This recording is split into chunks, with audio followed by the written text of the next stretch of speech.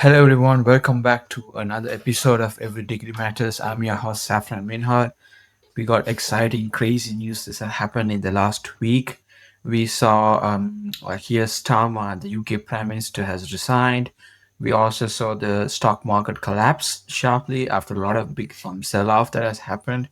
We also saw the Marco Rubio, the Secretary of State, attending the Gulf allies, and we also saw today, like 2 days ago, that a big wave of split in the Democratic Party with Mamdani Effect going in, and three people won in the primary in the district in for the Senate and the Congress, local Senate, Congress, and the council race in New York, and it's crazy that and the Democratic Party is split. So, anyways, we'll talk about that. We'll also have many more other exciting news. So, with that, let's get the show starting. And you wanna write it down? Would it kill you just to listen?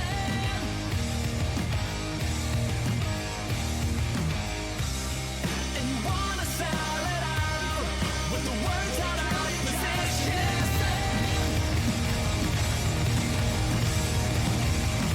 Hold on. And you wanna see the break of dawn. The words you have from your face.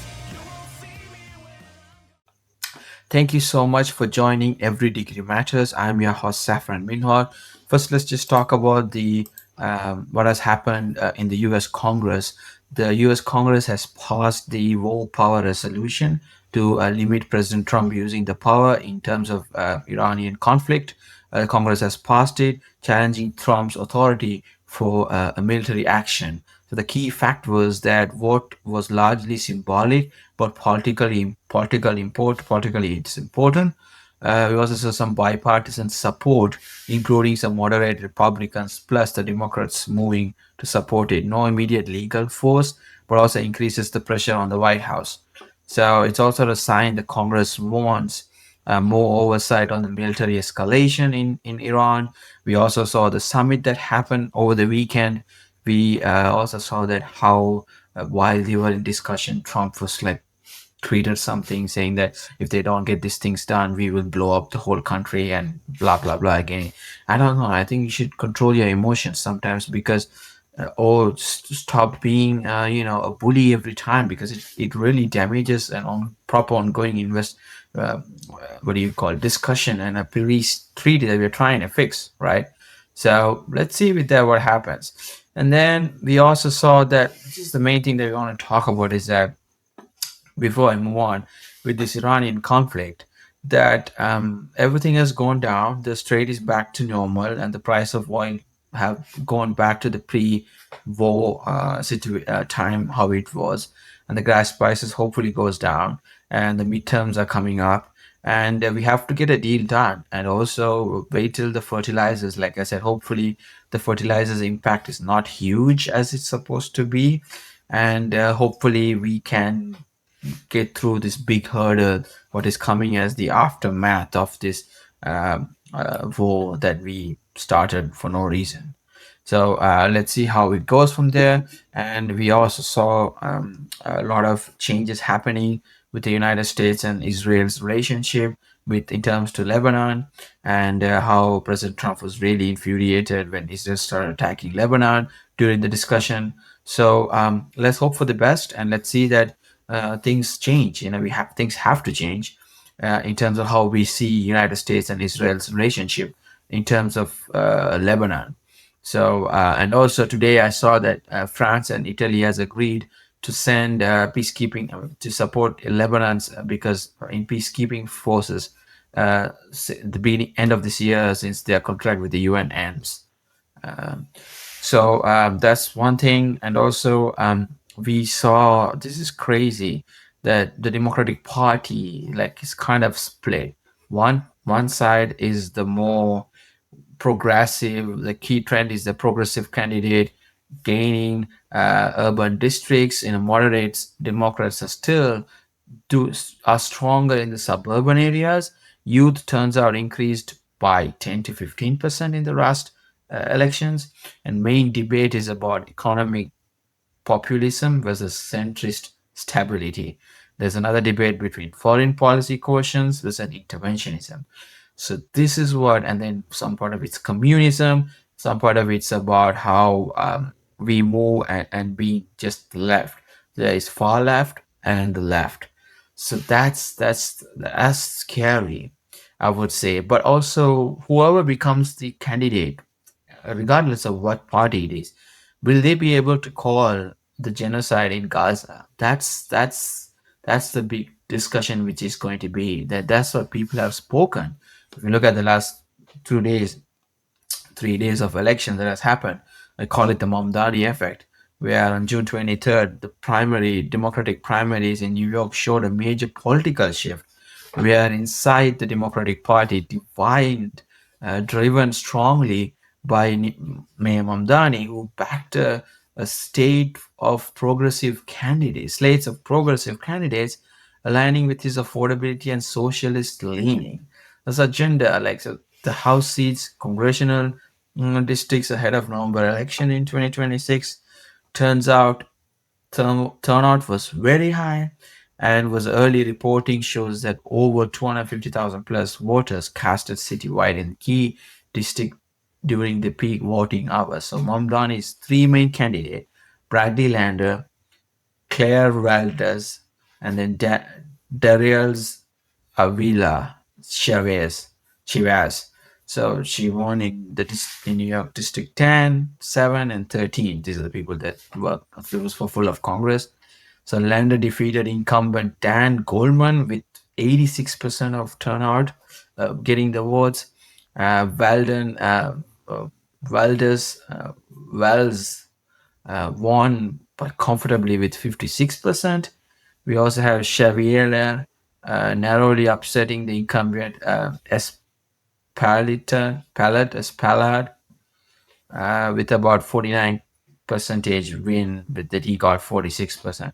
It's also important that a lot of incumbent people in the Congress lost, but basically some of them were like there for like many years. I think it's good. I also feel like we need to bring in more young people into the political system. We need young, fresh blood that thinks in today's generation and will also live with the impacts that has happened in the future, like whatever the desire or whatever the consequences that the legislation they pass or whatever the support, they live through that. So that's what I want them to. When you elect somebody who is young and has to live through whatever the consequences of his voting on bills or introducing any bill, will change his or her life, and also they will see the effect that they have done and for their children. So I think that makes it more, I would say, important for us to elect young people and who are under the age of 40, I always say, so that we can have a young and strong Congress. It doesn't matter whether you're Republican, Democrat, or Independent, as long as they're young and things for the future and the present. That's what we need in this country. We don't need old people running this country around. And I hope, again, I pray for God that the next candidate is less than 40 years old for a presidential candidate. So I hope so. I hope that happens. And let's see how it goes. But I also feel like Mamdani's endorsement will be heavily important for 2028 candidate. It's going to be playing a huge, big role and how he is going to support. Unfortunately, he cannot run for president, but even though he cannot run, they are the new faces. It's like Mamdani's effect is more than Hakim Jeffrey. That makes a big difference, or Nancy Pelosi, or Barack Obama. So that's just changes the tone of where the Democratic Party wants to go. Is it the new Socialist Party? We don't know. And is it the Progressive Party? So I think it's healthy for country like America to figure out where we wanted to stand as we approach 250 years of celebration of independence from the British. So let's hope so. Let's hope that everything happens for a good reason, and we all learn from each other. So that's the main thing that we have to be cautious about what's happening around. in this country. So with that, we also want to talk about Trump also launched President Trump 250 255th U.S. anniversary mega celebration in D.C., where the U.S. government officially launched a 16-day national celebration for 250th America's birthday in Washington. So key events starts on 24th of January started, 24th of June at the National Mall in DC. Scale of multi-week. There's going to be festivals related to the independence, what happened. So a lot of people are going to come in and sing, and there's going to be a lot of things happening around the world. I think we should celebrate this 250 years of independence, 250 years of democracy. That's a great thing. I really like democracy, as I always said. I like the First Amendment. I like the Second Amendment. That's why I moved to America. That's what and I like capitalism. And America has shown we are not we are not flawless, but also we have shown that how resilient we are, how we have gone through a lot of changes in our life. If we can handle a president like Trump, if we can handle a president like FDR, if we can go through different aspects of political system, this I think then this might be the phase where we go through socialism. We don't know. Let's test it out. We don't know if this is going to work, or maybe we land on the sweet spot between socialism and communism with combined controlled capitalism like China. So maybe that's where the future lies in. I think so. That's where, I mean, it's a good thing for America. So the U.S. Semiquincentennial events begin nationwide in beginning of this week. We are alongside Trump launching a lot of 55th independence celebration, historic exhibitions across 50 states, military parades, cultural festival, tourism programs, try to Route 66, like a big national park. Why it matters? It's expected to generate billions of dollars in tourism and even spending over the summer. So we want this to be a big. I love this. I love capitalism. I love how we all get together, democracy, leaving our differences aside. That's what America is all about. People always ask. That's what it meant to me, and I really resonate everything. I always like the famous speech that Reagan did. You can go to France, you cannot become a Frenchman. You can go to British, you cannot become a British. You can go to Britain, you cannot become a British. You can go to German, you cannot become a.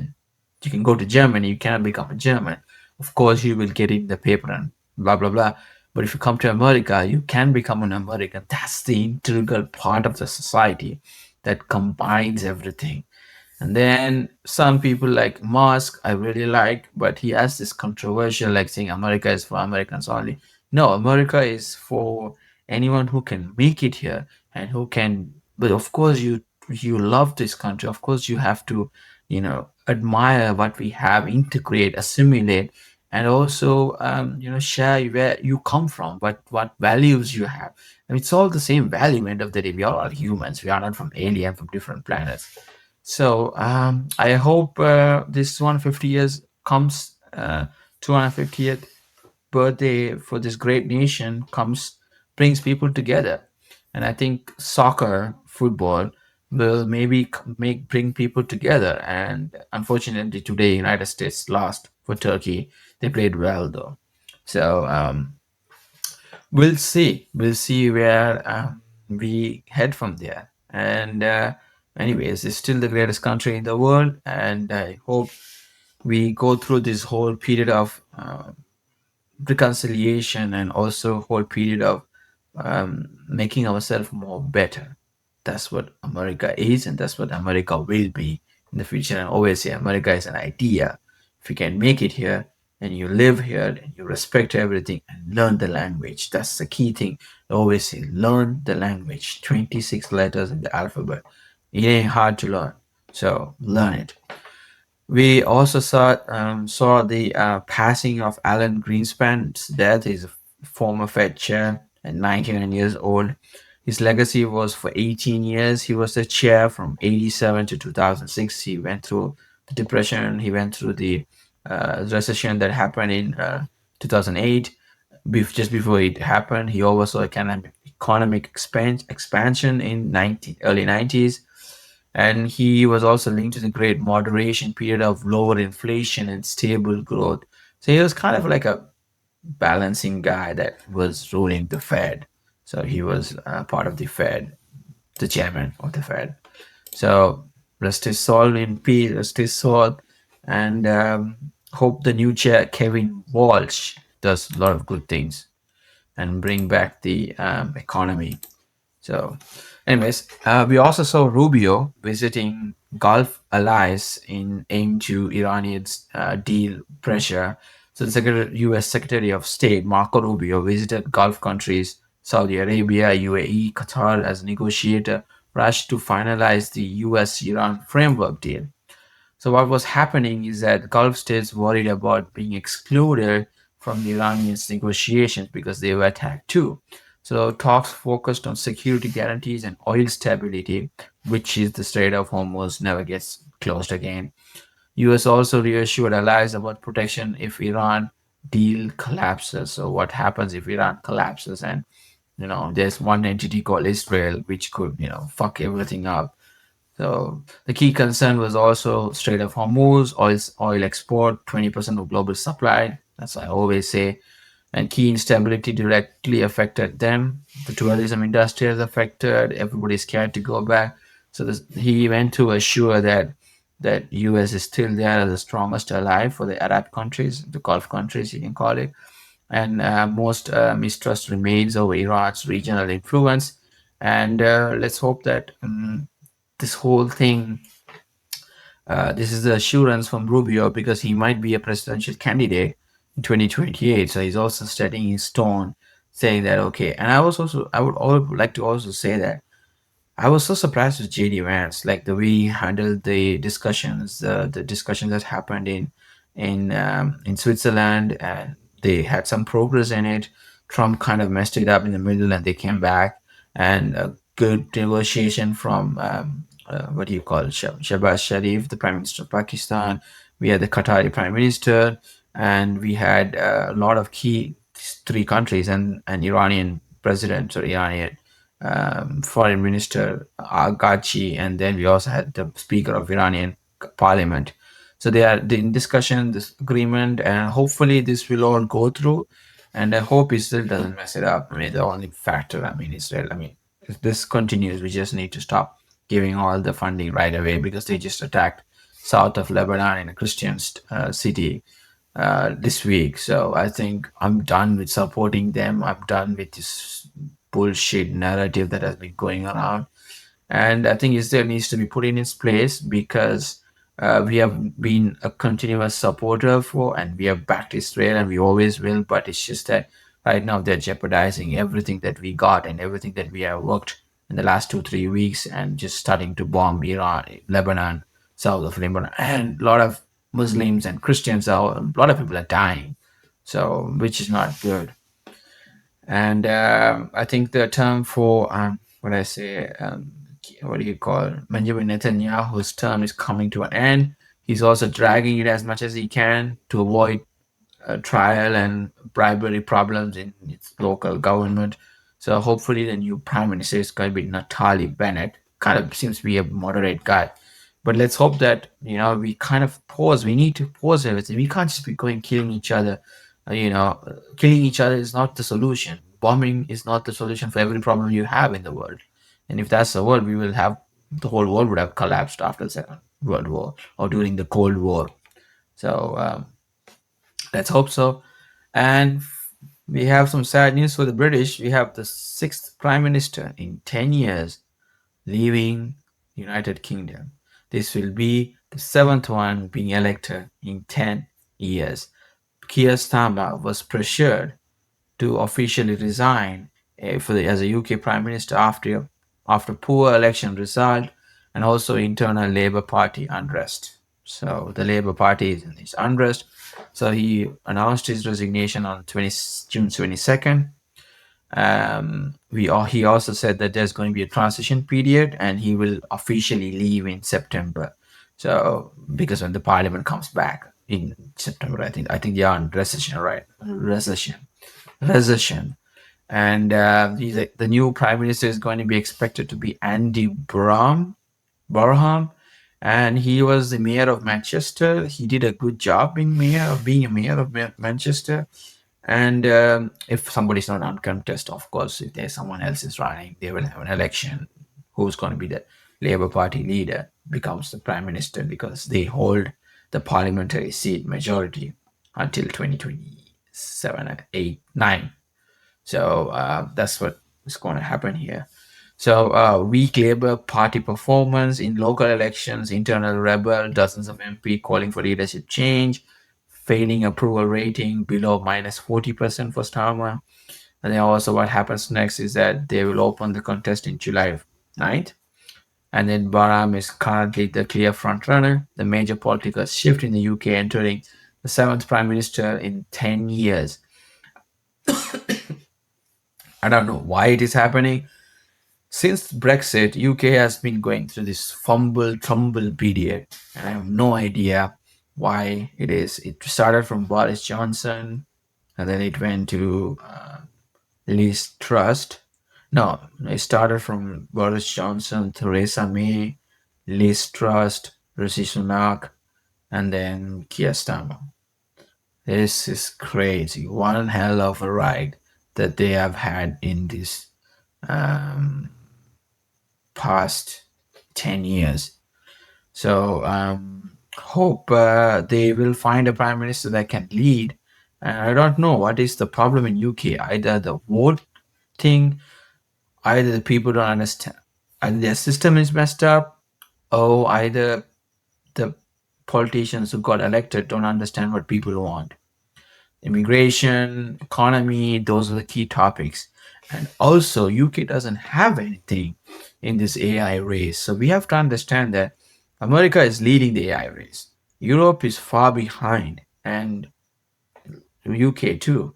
So this puts them in a very bad situation. What do they have to sell? Like what they have as something to be like, okay, this is what we have that we can sell for our allies. We can make money out of whether it's services, let's say gold. Like these are the discussions that they need to have internally in their country to see where they wanted to go as a country in terms of economy wise.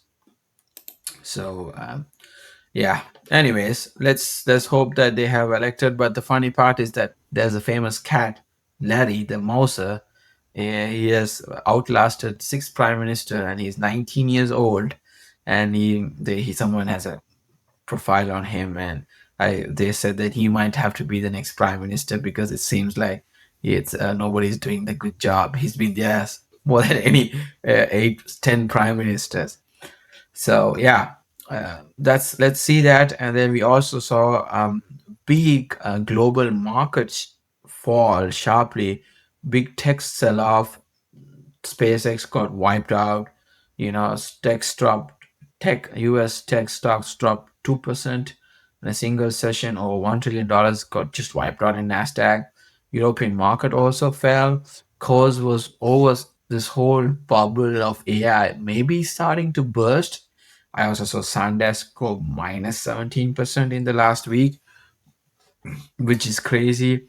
So, rising expectations of US interest rate hikes, as I spoke last time, there could be a hikes of interest rates and weak manufacturing data in Europe. Why it matters is that this is not one of the largest short-term sell-off in 2026 so far. Didn't even happen during the wartime. So it's just, I think we are in a bubble. I also feel like it could also be a course correction. If you look at cryptocurrency, Bitcoin has fallen under minus 60,000. First time I think it has gone down below 60,000. It doesn't ever happen. It went up to, so it's still at 60,000. It's battling around that price range. If it's at $59,997. So what I feel like this could be, because remember guys, when Bitcoin halving happened, beginning of last year, I think. Oh, wait, Bitcoin Harvey. Let me see. When did it happen? So Bitcoin Harvey happened in 28th of April 2020, 2024. So after 18 to 24 months is where you will see the real bull run. I feel like this could be the start of a big bull run for cryptocurrency. It goes down and comes back up, and it could reach maybe $200,000, $250,000 before it goes crash, blah, blah, blah, for a lower price point. So let's see if where this is going to market is going to start, but don't get rushed. Think carefully. See if you have. Don't put the money. If you have cash money right now, you don't know what's going to happen in the next 6 months. So make sure that you have cash money, cash money, and yeah, hopefully we recover from this. And SpaceX fell. A lot of big stocks just dropped, and don't know why. Or is it going to be a short sell? People are making money out of it. Let's see. Let's hope that it's all just a hurdle that's going to pass over, or it's going to be like a big other financial crisis. It won't be. It's too big to fail. That's the other thing that Andrew Raskin is trying to. Andrew Raskin is discussing. I mean, arguing that it could be too big to fail. So let's hope that it all comes to an end. Let's hope that this whole market sticks together, and we can get through this tough time as gas prices are going down. So we also have big heat wave cutting across France, Italy, Germany, and Spain, and the UK as well. Temperature has gone above 40 degrees, I think. So 40 degrees into sunlight. I think it's going to be like 104. So it's 104 degrees. There's big heat wave going on in France, in the Eastern, Western European countries. So please be careful where you are. Consequences are there's a lot of heat-related death in Europe, wildfires in the region. Again, government opening cooling centers nationwide. It's just crazy that they don't have AC in Europe. So hopefully they can pass through this. Whoever they are, welcome to America. Welcome to California. Basically, I would say this is how we feel some days when it gets hard. So with that, thanks for joining Every Degree Matters. I'm your host Saffran Minhar. Hopefully we can bring in more content, and let's take care and be good. Thanks for joining.